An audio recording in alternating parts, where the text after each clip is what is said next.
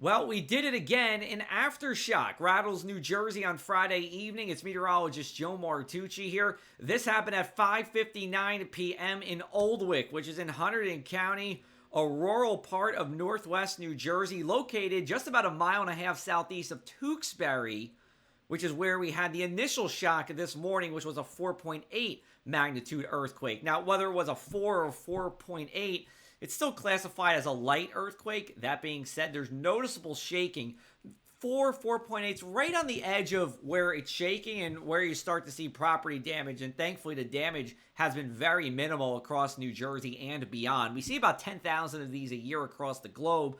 Still has the energy equivalent of 33,000 pounds of explosives. Now, this is where the earthquake was felt this morning. Those areas in orange had very noticeable shaking. The areas in yellow had the potential of shaking here, and many in New Jersey did actually feel the rattling. But this extended from Washington, D.C., all the way into New England, up into places like Montreal, Quebec, and Ottawa, the capital of Canada here. Now, as we went into the evening, this aftershock was not as widespread. It was a 4.0 magnitude, so it was a little bit lesser magnitude. It was also a deeper shock. This one, 9.4 kilometers below the surface. The deeper it is, the less it can actually shock a bigger radius at the ground level. The one this morning was just 3 kilometers deep into the surface, so that plays a role as well.